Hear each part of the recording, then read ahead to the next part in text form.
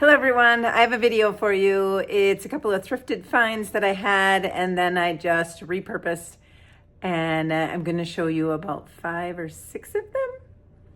And one of them is really, I did a Campfire Marshmallow Tin, and I loved it so much that I repurposed a old box with one of the Campfire Tin labels. So it really is cool. It's not a tin. So I just thought, okay, let's see what it looks like. And I really love it. So follow along, and I hope you do too.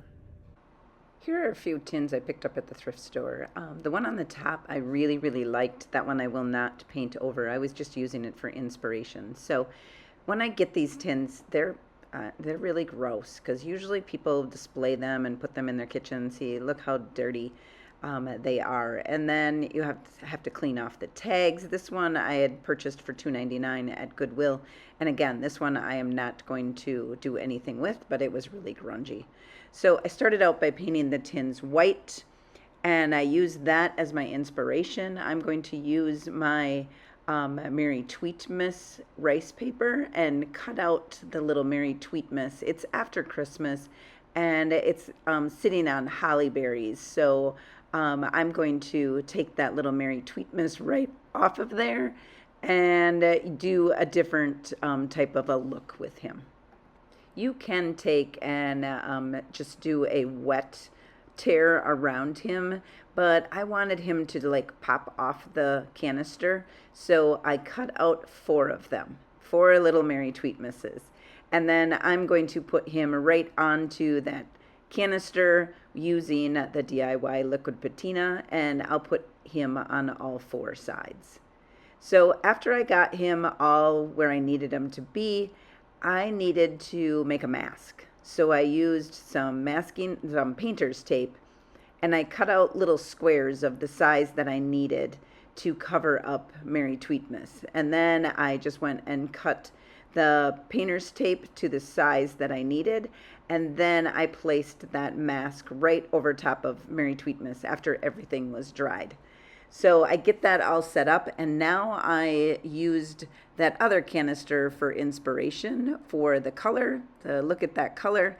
And when I found the cottage color, it matched the juniper color. It matched perfectly. So I thought, what a better fit. So with cottage colors, you have to mix them up. You cannot just use them without mixing them up. They do go on a little thinner, especially over white, but that's okay. It took, I believe this took 3 coats to completely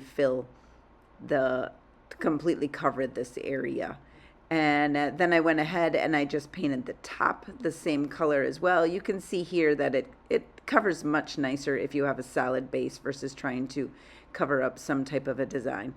So I'm covering up the juniper again. I'm adding a second or a third coat. I think this is my 3rd coat. And then after everything was dried, I went ahead and took off these maskings. And a couple of them came out just completely great, but there were 2 that came out with the edges where it kind of peeled that cottage color paint off, like right there. I just went ahead and fixed it. I can fix this up, and you're not even going to notice, but I went ahead and just free-handed that little area there. And then also this other side right here just kind of leaked underneath my tape.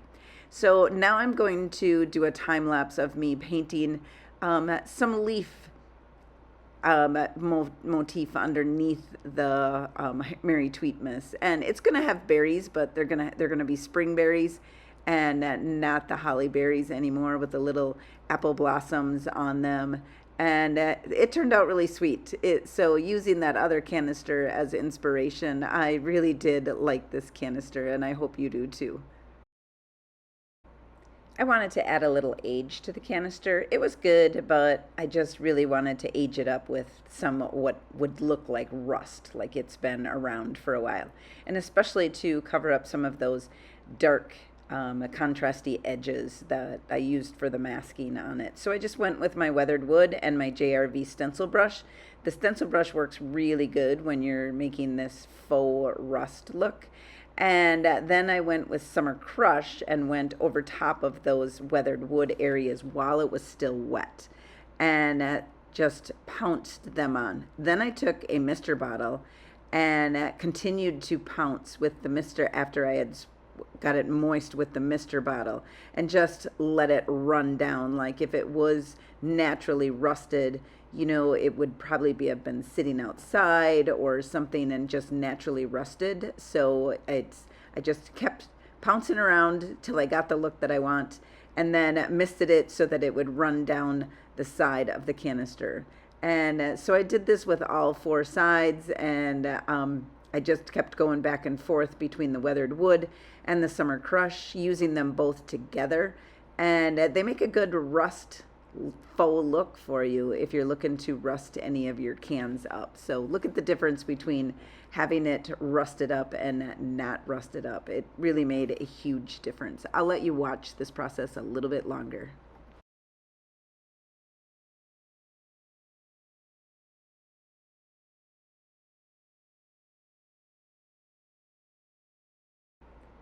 Now I'm going to take my DIY Big Top. I always put it into a separate container and stir it up nice before I use it.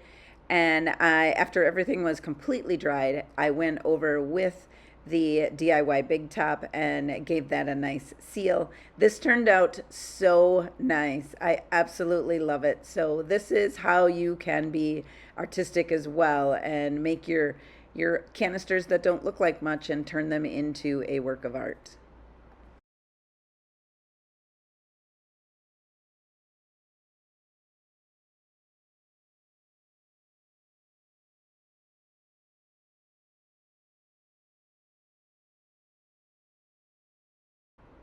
For the next project, I took this tall cylinder canister, and I painted it all white with the DIY white swan, and just painted all of that busyness over so that you wouldn't be able to see it.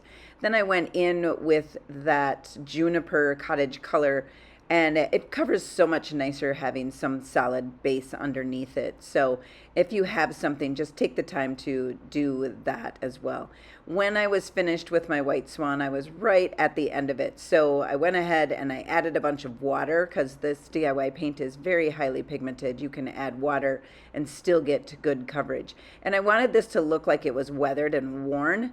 And so I went and just used the white swan and let it just drip down the side of it, just covering that juniper and giving it a nice base.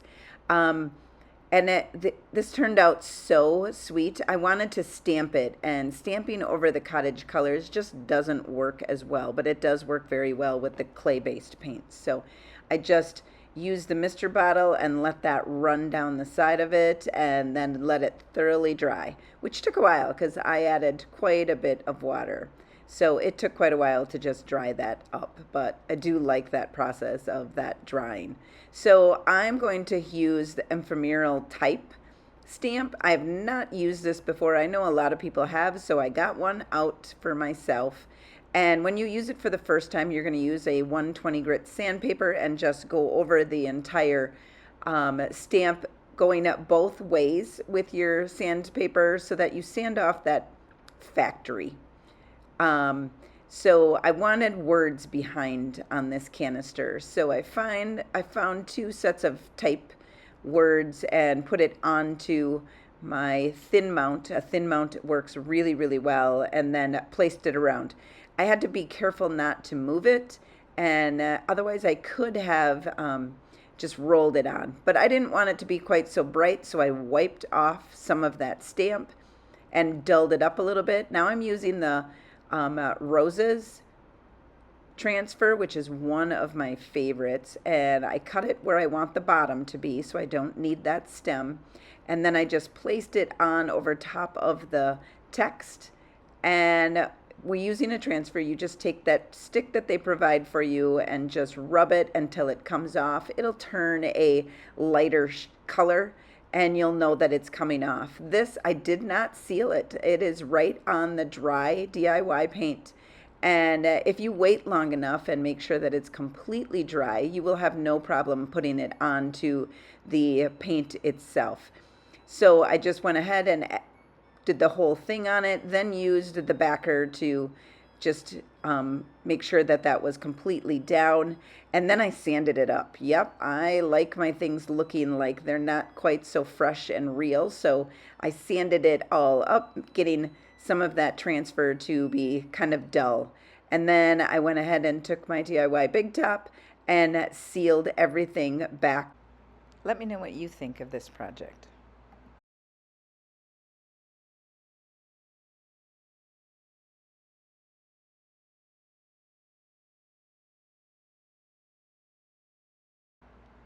For this next project, I found this wood wicker basket. It's not a wicker basket because it's made out of wood, but it's very homemade. It's just was really interesting to me. So I thought it just needed a little love.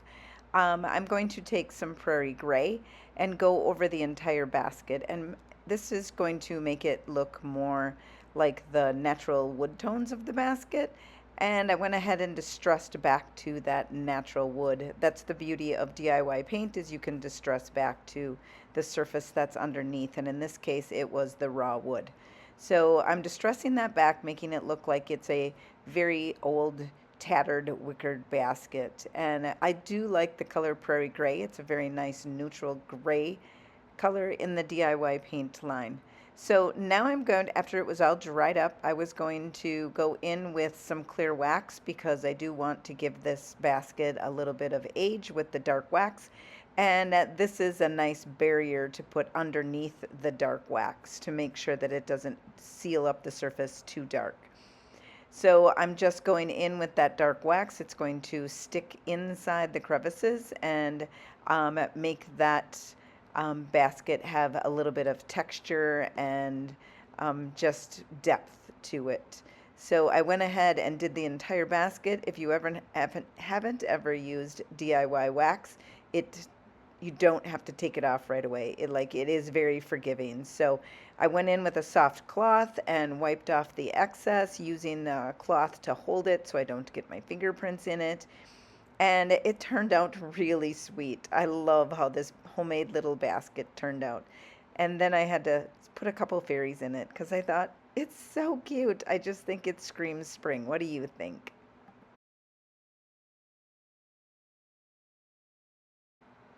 All right, I can already tell you that this project was my favorite and I absolutely love it. I will be showing you some more of this process in a video next week. So this little box already had a handle on it. Someone had already painted it black. And so it was a good surface for me. I'm just going to go over with some DIY's White Swan and covering up two sides of it. And then at the other ends of it, I'm going to go in with Marquee. And when you want your edges to be nice and crisp, you're going to take your brush and just go on the side and just going over the edge. So if you see how I'm holding my brush and I'm just going towards the edge that I don't want to slop up. And then it has a nice clean edge. So now this one where it doesn't matter, you can see that it does not have a nice clean edge when you hold your brush at that different angle. So that's your tip if you're trying to have some really nice clean edges. Just hold your brush in a different manner. So this Campfire Marshmallow Tin that I did, and I plan to do another one, I just modified the image a little bit to make it work on this box. I know it's not a tin, and I know this is not normal, but I'm doing it anyway. So I went and I just added that Campfire Marshmallow Tin image to this box, and using the white underneath makes it very transparent, so it's going to make the image a little bit brighter than if I would have left it black. And so I'm going in with the DIY's liquid patina and just making sure that that paper is adhered down onto that box. I had dampened the rice paper a little bit to stretch those fibers a little bit and out and make it kind of like stretch to the image and not wrinkles. So I'm going back in with the other liquid patina on that side and making sure it was smoothed down, and then going back in with more liquid patina onto the top, and then we're going to let it to dry. And I love it. I absolutely love this project. And after it's completely dry, and make sure it's completely dry, you're going to take a piece of sandpaper and go over the edge of the item that you want the paper to be removed from. And if you sand down in a motion, it's going to have a nice clean edge. Now we're going to distress this up. We're going to rough it up. So I'm going in with my Prairie Gray that we had used before on that last project, and I'm roughening up the edges with just some sloppy paint and just making it look like it's been worn and tattered. And then I'm going to mist the image a little bit and go right over the top with my brush and kind of smearing some of that paint around and just making it look like it's been a little rough.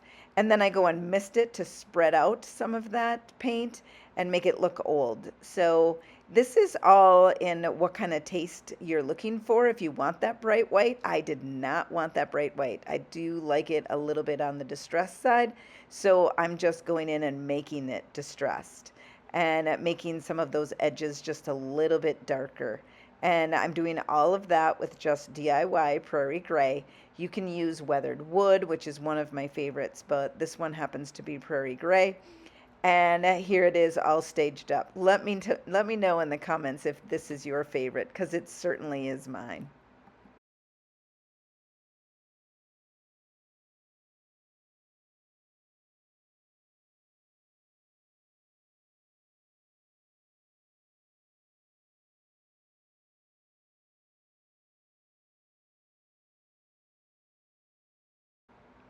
For my next project, I found this thrifted recipe box, and I love those little ABC markers that they have in the box. They are very vintage, and they're new. There's nothing written on them. I do like them. We're gonna make a pink, except I wanted a dusty, dirty pink. So I added that Prairie Gray to that dusty pink. And I thought that that would like dirty up the pink. And it did, but it didn't give me much of a pink look anymore. So I took some of the Painterly Old Flame, which has got a little bit of a pinkish orange to it, and added some of that into the mixture. And really what I'm doing is just trying to find a color that I like. And I wanted a dusty pink, and you can see that I achieved it there, but not really what I had in mind. So I added some more Prairie Gray, and I have a little bit darker brownish pink, and yeah, it's just not screaming at me yet. So I'm adding more. What the heck? Just keep adding until you find something that you like. So I'm adding more and just getting it a little bit more tan with a pink tone to it though. So this process is just, it's fun for me to try and figure out if I have a color that I like. So yeah, kind of what I was thinking. So you know what? It's probably like a faded burlap, but it has a pink tone to it. You can see as I put it on that there is a pink tone to it. So we're gonna go over this entire recipe box with this custom made pink color. And it's perfect for Valentine's Day, or it's just perfect for that everyday kitchen and just having that neutral kind of look.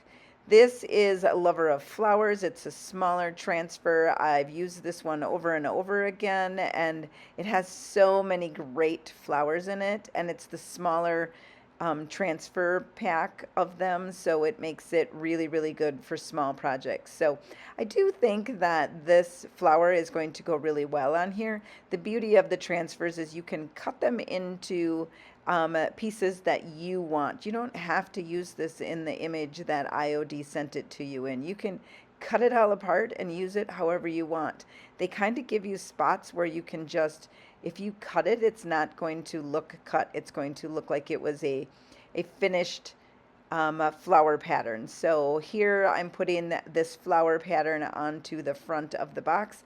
This is not sealed, and it's just dry DIY paint. I took a razor blade and slit that area there so that it'd be able to open. And then I'm just going to go ahead and cut this completely apart. So I'm cutting off the edges where I don't want it to wrap over to the back side. I do want some words on it, so we're going to put the words on first, and and I cut off the lover of, and then it just says lover of I cut off the to someone lover of flowers, I believe is what I cut off. But I just wanted some of that text. I'm okay with covering some of it up with the flowers and just having that in the background. Then I cut a few more of these images apart. They're just really pretty, and you can just place them anywhere that you want, and it really does make a good your own design. I kept cutting it apart and just adding a few more of the flowers. I just really hated to waste these flowers, and I thought that they would be very pretty, kind of layered on top of this box as well, and make it look even better than what I had expected. So I'm trying to figure out placement of where I'm going to put some of these, and I thought that it was kind of a fun process for you to be able to see, but I really do like the way that this box turned out with those IOD transfers on it. I do like distressed transfers, so I'm going to go over the entire box with a sandpaper, and then I just sanded that transfer just a little bit to make it look like this was Grandma's recipe box from years ago, and it's just been a little worn and tattered, and Grandma used it quite often to find her favorite recipes. So now I'm going to seal it with a big top. I always put my big top into a separate container, and I'm going to seal up this dusty pink on the edges and over top of the transfer to seal everything in. Remember, I did not have any seal on this DIY paint, and you do need to seal it, and then you also need to seal it after you put a transfer on it. So this is turning out really, really pretty. I think it's gorgeous for spring, and someone is absolutely going to love this box. I went over it with a clear wax, and I always go over with clear wax, especially if I'm going to dark wax, even though I big topped it. I don't know, I have a better feeling with the little bit extra protection when I go over it with dark wax, because I want the dark wax on there, but not like staining it and making it look too old. So that clear wax helps protect it.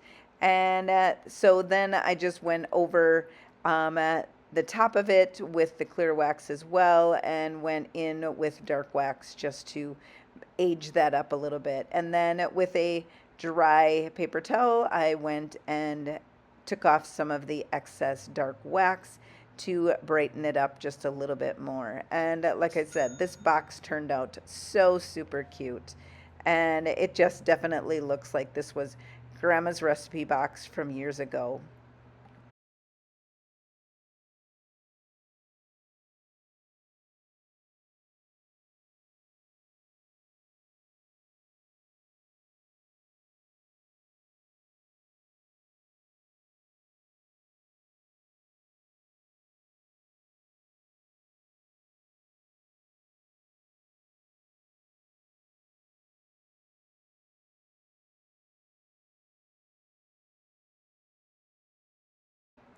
For our final project today, we're going to redo this old Christmas decoration. And it has a metal front on it, which is perfect for using a magnet.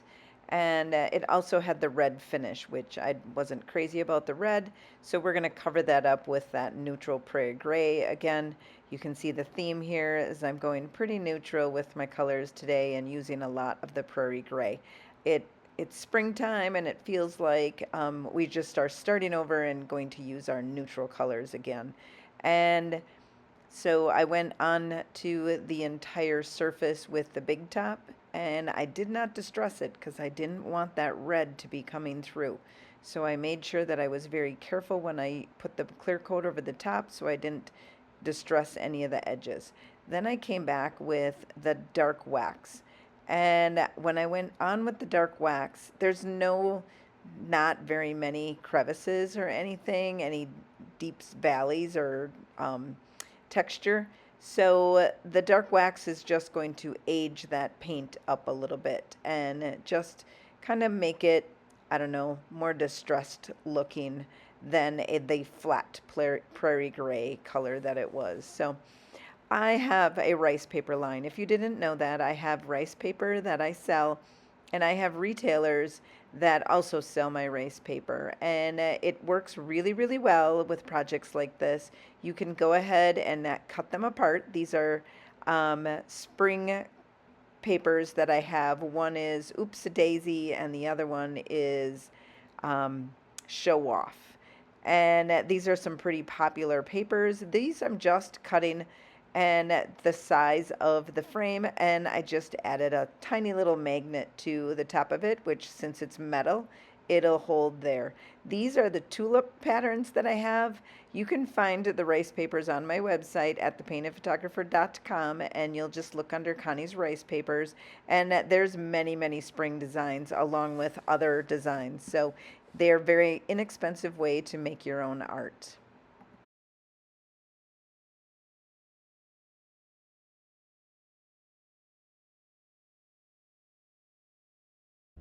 Hey guys, that was fun. I hope you enjoyed the video. If you would like any of the products that I've listed here in the video, you can find them at thepaintedphotographer.com. And if you're local, you can find the DIY paint and IOD products at Foreman's Farm Home in Medford, Wisconsin. So thanks again for watching. I really appreciate each and every one of you. Hopefully I have 2 days left of work. So hopefully after this, you'll be able to see more videos from me. If you'd like this video, hit the subscribe button because there's more to come. And until next time, happy painting.